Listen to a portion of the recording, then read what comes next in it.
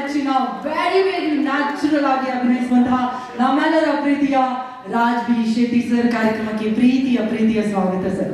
ನಮಸ್ಕಾರ ಎಲ್ಲರಿಗೂ ಕೂಡ. ಮೊದಲಿಗೆ ಈ ಕಾರ್ಯಕ್ರಮದ ಉದ್ದೇಶವನ್ನು ಏನಂತ ಹೇಳಿದ್ರೆ, ನಮ್ಮ ಟ್ರೈಲರ್ಗೆ ನೀವು ಕೊಟ್ಟಂತಹ ಪ್ರತಿಕ್ರಿಯೆಗೆ ಅದಕ್ಕೆ ನಾನು ನಿಮಗೆ ಥ್ಯಾಂಕ್ಸ್ ಹೇಳಬೇಕಿತ್ತು. ಯಾಕೆಂತ ಹೇಳಿದ್ರೆ, ಪ್ರತಿ ಸತಿ ಕೂಡ ಇಷ್ಟು ದೊಡ್ಡ ಬಜೆಟ್ ಹಾಕ್ಬೇಕಾದ್ರೆ ನಾವು ಯಾವುದೋ ಒಂದು ರೂಟೀನ್ ಟ್ರೈಲರ್ ಮಾಡಬೇಕಾಗುತ್ತೆ, ಕತೆ ಜಾಸ್ತಿ ಬಿಟ್ಕೊಡ್ಬೇಕಾಗುತ್ತೆ. ಎಲ್ಲಿ ನಮ್ಮ ಜನತೆಗೆ ಅರ್ಥ ಆಗಲ್ವೋ, ಅವ್ರಿಗೆ ಅರ್ಥ ಆಗದಿದ್ರೆ ಎಲ್ಲಿ ಸಿನಿಮಾದ ಹೈಪ್ ಅಷ್ಟು ಸಿಗಲ್ವೋ ಅನ್ನುವಂಥ ಯೋಚನೆಗಳನ್ನ ನಾವು ಯಾವತ್ತೂ ಕಟ್ ಮಾಡ್ತೀವಿ. ಆದ್ರೆ ಅರ್ಜುನ್ ಜನ್ಯ ಅವರು ನಿಮ್ಮ ತುಂಬಾ ನಂಬಿದ್ರು, ಕನ್ನಡದ ಪ್ರೇಕ್ಷಕರನ್ನ, ಜೊತೆಗೆ ಕನ್ನಡದ ಮಾಧ್ಯಮವನ್ನ. ಸೊ ನೀವಿವತ್ತು ಆ ಟ್ರೈಲರ್ನ ಡಿಕೋಡ್ ಮಾಡಿದ್ದು, ಅರ್ಥ ಮಾಡ್ಕೊಂಡಿದ್ದು ಏನಂತ ತೋರಿಸುತ್ತೆ ಅಂದ್ರೆ, ನೀವು ತುಂಬಾ ಬುದ್ಧಿವಂತರಿದ್ದೀರಾ ಅಂಡ್ ಯಾವ್ದು ಒಳ್ಳೇದು ಅಂತ ಅನ್ಸುತ್ತೆ ಅವಾಗೆಲ್ಲ ಕೈ ಹಿಡಿದು ನಡೆಸಿದ್ದೀರಾ. ಆ ಕೈ ಹಿಡಿದು ನಡೆಸಿದ್ದಕ್ಕೆ ನಮ್ಮ ತಂಡದ ಪರವಾಗಿ, ನಮ್ಮೆಲ್ಲರ ಪರವಾಗಿ ನಿಮಗೆ ಮೊದಲ ಧನ್ಯವಾದಗಳು. Thank you so much. Thank you. And ಯಾವತ್ತೂ ಕೂಡ ಒಬ್ಬ ಚಿತ್ರಕರ್ಮಿಯಾಗಿ ನನಗೆ ಆಸೆ ಇತ್ತು, ನಮ್ಮ ಸಿನಿಮಾಗಳನ್ನ ಬೇರೆಯವ್ರು ಮಾತಾಡಬೇಕು, ಹೊರಗಡೆ ಮಾಡ್ಬೇಕು. ಕನ್ನಡ ಸಿನಿಮಾ ಅಂತ ಹೇಳಿದ್ರೆ ಓ ಚೆನ್ನಾಗಿದೆ ಅಲ್ವಾ ನಿಮ್ದು ಅನ್ನೋದರ ಅನ್ಸ್ಬೇಕು. ಎಲ್ಲಾ ಕಡೆ ಆ ಸಿನಿಮಾನ ತೋರಿಸಿ ತುಂಬಾ ಚೆನ್ನಾಗಿ ಮಾಡಿದ್ರೆ ಅಂತ ಆ ಒಂದು ಹೊಗಳಿಕೆ ಗಿಟ್ಟಿಸ್ಕೊಳ್ಬೇಕು. ಅದು ಯಾವ ಕನ್ನಡ ಸಿನಿಮಾ ಆದ್ರೂ ಪರವಾಗಿಲ್ಲ. ಈ ಸಿನಿಮಾದಲ್ಲಿ ಇವತ್ತು ಈ ಸಿನಿಮಾ ಏನ್ ನೋಡ್ತಾ ಇದ್ರೆ ನೀವು, ಇದಕ್ಕೆ ಇಬ್ರು ತುಂಬಾ ದೊಡ್ಡ ಕಾರಣ. ಯಾವತ್ತು ಅವರಿಬ್ಬರನ್ನೇ ಯಾವತ್ತು ಹೇಳಿದ್ರು. ಒಂದು, ಇದರ ನಿರ್ದೇಶಕರಾದಂತ ಅರ್ಜುನ್ ಜನ್ಯ ಅವರು, ಅವರ ಕನಸು ಅಂದ್ರೆ ಒಂದು ಕ್ಷಣ ಕೂಡ ಅವರ ಡೌಟ್ ಬಂದಿದೆ ಯಾವತ್ತು ಅವರಿಗೆ ಇದನ್ನ ಮಾಡಬೇಕಾ, ಅಂದ್ರೆ ಇದನ್ನ ಮಾಡಿದ್ರೆ ಹೇಗೆ, ಇದು ಇಡೀ ಸ್ಟ್ರಕ್ಚರ್ ನೋಡಿದ್ರು ಕೂಡ ಒಂದು ಹೊಸ ತರ ಕಥೆ ಕಟ್ಟುವಂತಹ ಒಂದು ಶೈಲಿ.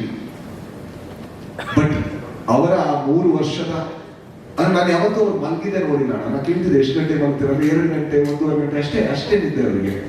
ಅದೆಲ್ಲ ಆದ್ರೂ ಕೂಡ ಇವತ್ತು ಆ ಸಿನಿಮಾ ಏನಾಗಿದೆ ಅದಕ್ಕೆ ಕಾರಣ ಅವರು. ಅಂಡ್ ಇವತ್ತು ಕೂಡ ಆ ಸಿನಿಮಾದ ಅವ್ರು ದುಡಿತಿದ್ದಾರೆ ಅನ್ನೋದು ಅವ್ರಿಗೆ ಲೈವ್ ಲೈಟ್ ಬೇಡ, ಅವ್ರಿಗೆ ಬೇಕಾಗಿರೋ ದುಡಿತ ಅಂಡ್ ಒಂದು ಒಳ್ಳೆ ಸಿನಿಮಾನ ನಿಮ್ಮ ಮುಂದೆ ತರುವಂತಹ ಒಂದು ಆಸೆ ಅವ್ರಿಗಿದೆ. ಹಾಗಾಗಿ ಅವ್ರಿಗೆ ಟ್ರೈಲರ್ ಯಾವ ತರ ಸಪೋರ್ಟ್ ಮಾಡಿದ್ರು ಅದೇ ರೀತಿ ಸಿನಿಮಾ ಸಪೋರ್ಟ್ ಮಾಡಿದ್ದು ತಿಳ್ಕೋತೀನಿ. ಇನ್ನೊಂದು ನಮ್ಮ ಅಣ್ಣ ಯಜಮಾನ ಕರಿತೀನಿ, ಫೋನ್ ಮಾಡಿದಾಗಿಲ್ಲ, ರಮೇಶ್ ರೆಡ್ಡಿ ಅವರು. ಯಾಕಂತ ಹೇಳಿದ್ರೆ ಒಂದು ಬಜೆಟ್ ಹೇಳಿದ್ರು ಸುಪ್ರೀತ್ ಅವರು 1:3 ಆಗಿದೆ ಅಂತ. ಅದಾದ ತಕ್ಷಣ ನಾವೆಲ್ಲರೂ ಕೂಡ ಅವರು ಒಳ್ಳೆಯದಕ್ಕೆ ಏನೋ ಒಂದು ಸಜೆಷನ್ ಕೊಡ್ತೀವಿ, ಬೇಕಾ ಹಣ ನೋಡ್ಕೊಳ್ಳಿ, ಅಷ್ಟು ಬಜೆಟ್ ಆಗ್ತಿದೆ ನೋಡ್ಕೊಳ್ಳಿ, ಮಾರ್ಕೆಟಿಂಗ್ ಇದೆ, ತಪ್ಪಲ್ಲ, ನಾವೆಲ್ಲ ಹೇಳ್ತಾ ಇರ್ತೀವಿ. ಅದು ಏನೇ ಹೇಳಿದ್ರು ಕೂಡ ಎಲ್ಲರೂ ಅವರು ಒಂದು ಕಥೆಯನ್ನ ಅರ್ಥ ಮಾಡಿಕೊಂಡು ಆ ಕತೆ ನಾನು ಹೇಗೆ ಮನಸ್ಸಲ್ಲಿ ನೋಡಿದನೋ, ನನ್ನ ನಿರ್ದೇಶಕ ಹೇಗೆ ಮನಸ್ಸಲ್ಲಿ ನೋಡಿದನೋ ಅದೇ ರೀತಿ ಕಾಣಿಸ್ಬೇಕು ಅಂತ ದುಡಿದಂತಹ ವ್ಯಕ್ತಿ. ಅಣ್ಣ ನಾನು ಮೊನ್ನೆ ಕೂಡ ಹೇಳಿದ್ದೀನಿ, ಹೂಡಿಕೆದಾರ ಅಲ್ಲ, ಇನ್ವೆಸ್ಟರ್ ಅಲ್ಲ, ನೀವು ನಿರ್ಮಾತ. ಸೊ ಆ ನಿರ್ಮಾಪಕ ಅನ್ನೋ ಹೆಸರಿಗೆ ನೀವು ಶೋಭೆ. Thank you. ಇಷ್ಟು ದುಡಿದಿದ್ದಕ್ಕೆ, ಈ ಸಿನಿಮಾನ ಇಷ್ಟು ಚೆನ್ನಾಗಿ ತೋರಿಸಿದ್ದಕ್ಕೆ ಥ್ಯಾಂಕ್ಸ್ ಅಂತ ಅಂಡ್ ಅದರ ಜೊತೆಗೆ ಶಿವಣ್ಣ ಅವರಿಗೆ ಥ್ಯಾಂಕ್ಸ್ ಹೇಳಬೇಕಂದ್ರೆ ಗೀತಾ ನಮ್ಗೆ ಅದೇ ಸ್ವರದಲ್ಲಿ ನಾನು ಹೇಳಬೇಕು. ಯಾಕೆಂದ್ರೆ ಪ್ರತಿ ಸತಿ ಕೂಡ ನಮಗೆ ಅವ್ರು ಶಿವಣ್ಣ ಅಂದ್ರೆ ಅವರಿಗೆ ಗೀತಕರಿಗೆ ಹಾಗಲ್ಲ, ಅವರಿಗೆ ಅವ್ರ ಪತಿ. ಆದ್ರೆ ಅವರ ಆರೋಗ್ಯ ಏರ್ಪೇರಾದ್ರೂ ಕೂಡ ಅವ್ರು ಹೇಳ್ಬೋದ ಏನೋ ನಾನು ಮಾಡ್ತೀನಿ, ಯಾಕಂದ್ರೆ ಅವ್ರು ಬಂದದ್ದು ಸಿನಿಮಾ ಒಂದು ಟ್ರೆಡಿಷನ್ ಇಂದ, ಅವ್ರ ತಂದೆ ಹೇಳ್ಕೊಟ್ಟಂತ ಪಾಠ. ಬಟ್ ಏನೇ ಆದ್ರೂ ಕೂಡ ಆ ಟೈಮಲ್ಲಿ ಬೇಕಾಗಿರೋದು ರೆಸ್ಟ್ ಅಂತ ಹೇಳ್ಬೋದು, ಅವ್ರ ಮಗಳು ಕೂಡ. ಬಟ್ ಅವರೆಲ್ಲರೂ ಕೂಡ ಯಾವ ರೀತಿ ನಿಂತರು ಅದಕ್ಕೆ ಇವತ್ತು ಎಷ್ಟೇ ಜನ ಹೇಳಿದ್ರು, ಅಣ್ಣ ನೀವು ಹೇಳಿದ್ರು ನಾನು ಶಿವಣ್ಣ ಬಗ್ಗೆ ಮಾತಾಡ್ಬೇಕು, ನೀವಲ್ಲ ಅಣ್ಣ ಕರ್ನಾಟಕ ಮಾತಾಡ್ಬೇಕಾಗಿರೋದು ಈ ಸಿನಿಮಾ ಬಗ್ಗೆ ಶಿವಣ್ಣ ಬಗ್ಗೆ ಮಾತ್ರ. ಹಾಗೆ ಮಾತಾಡಿದ್ರೆ ಅದು ಚಂದ. ಯಾಕಂದ್ರೆ ಈ ಸಿನಿಮಾಗೆ ನಾವೆಲ್ಲ ಆಕ್ಟ್ ಮಾಡಿದ್ರೆ ಅವ್ರ ಆಕ್ಟ್ ಮಾತ್ರ ಅಲ್ಲ, ಅವ್ರ ಹತ್ರ ಒಂದು ಚಾಯ್ಸ್ ಇತ್ತು, ನನ್ನ ಆರೋಗ್ಯನ ಅಥವಾ ಈ ಸಿನಿಮಾನ ಅಂತ. ಅವ್ರು ಏನ್ ಚೂಸ್ ಮಾಡಿದ್ರು, ನನ್ನ ಆರೋಗ್ಯಕ್ಕಿಂತ ಇಷ್ಟು ಜನ ಕಷ್ಟಪಟ್ಟಂತ ಒಂದು ಕನಸು ಅದು ಮುಂದೆ ಹೋಗ್ಬೇಕು ಅಂತ ಶಿವಣ್ಣ. ಅದಕ್ಕೆ ನಮ್ಮ ಇಡೀ ಕರ್ನಾಟಕದ ಪರವಾಗಿ so thank you so much. Thank you. ನಿಮ್ಮ ಇಡೀ ಫ್ಯಾಮಿಲಿ ಕೂಡ thank you so much. And real star Upendra ಅವರು, ಅದು ಯಾಕೆ ಹೆಸರು ಬಂದಿದೆ ಅಂತ ಅವ್ರ ಜೊತೆ ನೀವು ಒಂದು ಅರ್ಧ ಗಂಟೆ ಮಾತಾಡಿದ್ರೆ ಗೊತ್ತಾಗುತ್ತೆ.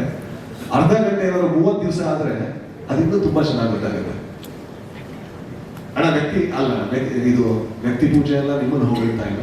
ಯಾಕಂದ್ರೆ ನೀವು ಒಬ್ಬ ನಿರ್ದೇಶಕನಾಗಿ ನಮ್ಗೆಲ್ಲ ಸ್ಫೂರ್ತಿ ಆದ್ರೆ, ಮನುಷ್ಯನಾದಾಗ ಅಷ್ಟು ಹತ್ರ ಆದಾಗ ನೀವು ದೊಡ್ಡ ಸ್ಫೂರ್ತಿಯಾಗಿ ಬದಲಾಗ್ತೀರಾ, ದೊಡ್ಡ ಪ್ರೇರಣೆಯಾಗಿ ಬದಲಾಗ್ತೀರಾ.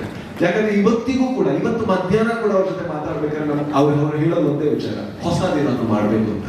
ಅವ್ರು ಮಾಡಿದ್ರೆ ಹೊಸ ಏನಿದೆ ಕರ್ನಾಟಕದಲ್ಲಿ ಕನ್ನಡ ಚಿತ್ರರಂಗ, ಬಟ್ ಇವತ್ತಿಗೂ ಕೂಡ ಇಲ್ಲಾದ್ರು ಏನೋ ಸರಿ ಇಲ್ಲ, ನಾವು ಇನ್ನೂ ಹೊಸದ್ ಮಾಡ್ಬೇಕು ಅಂತ.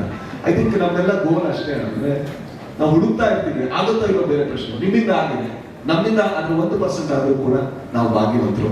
ಕನ್ನಡ ಚಿತ್ರರಂಗನ ಯಾವ ರೀತಿ ಇನ್ಸ್ಪೈರ್ ಮಾಡಿದ್ರೆ ಅಂಡ್ ಇವತ್ತು ಮಾಡ್ತಾ ಇದ್ರೆ ಮುಂದೇನು ಮಾಡ್ತಾ 1000 ಅಡಚಣೆಗಳು ಇರ್ಬೋದು, ಬಟ್ ನಿಮ್ಮಿಂದ ಅದಾಗುತ್ತೆ, ನಿಮ್ಮಿಂದ ಅದನ್ನೇ ಎಕ್ಸ್ಪೆಕ್ಟ್ ಮಾಡೋದು. So thank you so much ಎಲ್ಲರಿಗೂ ಕೂಡ, ಥ್ಯಾಂಕ್ ಯು. ಅಂಡ್ ಜೊತೆಗೆ ಪ್ರಮೋದ್ ಶೆಟ್ಟಿ ಅವರು ಹೋಗೋಣ, ಹೌದು ನೀವು ತುಂಬಾ ಇದೆ. ಸೊ ಅವ್ರ ಜೊತೆ ನಾನು ನಿಜವಾಗ್ಲೂ ದೊಡ್ಡ ಮೆರಿಟ್ ಆಗೋದು ಯಾವತ್ತು ಕ್ರಿಕೆಟ್ ಆಡ್ಬೇಕಾದ್ರೆ ಅದನ್ನಾದ್ರೆ ನೀವು ಕ್ಯಾಪ್ಚರ್ ಮಾಡಿದ್ರೆ ತುಂಬಾ ಒಳ್ಳೆ ಸ್ಟೋರಿಗಳು ಮಾಡ್ಬೋದು, ಸಕ್ಕತ್ತಾಗಿರುತ್ತೆ. ಬಟ್ ಯಾವತ್ತು ಮಗುನೇ ಅವರು ಅವ್ರ ಮ್ಯಾನೇಜರ್ ಹತ್ರ ಮಾತಾಡ್ಬೇಕಾದ್ರೆ ಹೇಳ್ತಿದ್ದೆ, ಅಂದ್ರೆ ನಾವು ತುಳುಲಿ ಹೇಳೋದು, ಹೋಗಿದ್ರೆ ಕನ್ನಡದಲ್ಲಿ ಅರ್ಥ ಆಗಬಾರ್ದು ಅವ್ರಿಗೆ ಅನ್ನೋ ಕಾರಣಕ್ಕೋಸ್ಕರ. ಏನೇ ಹೊಗಳಿದ್ರು ಕೂಡ ಅದು ತಪ್ಪಾಗುತ್ತೆ, ಯಾಕಂದ್ರೆ ನಾನು ಗೆಳೆಯ ಅವರು ಹೊಗಳಿದ ತಕ್ಷಣ ದೂರ ಆಗ್ಬಿಡ್ತಾರೆ. ಸೊ ಯಾವ ತರ ಇದ್ದೀವಿ ಇದಕ್ಕಿಂತ ಜಾಸ್ತಿ ಕ್ಲೋಸ್ ಆಗೋಣ. So ತೋರ್ಸೋಣ sir.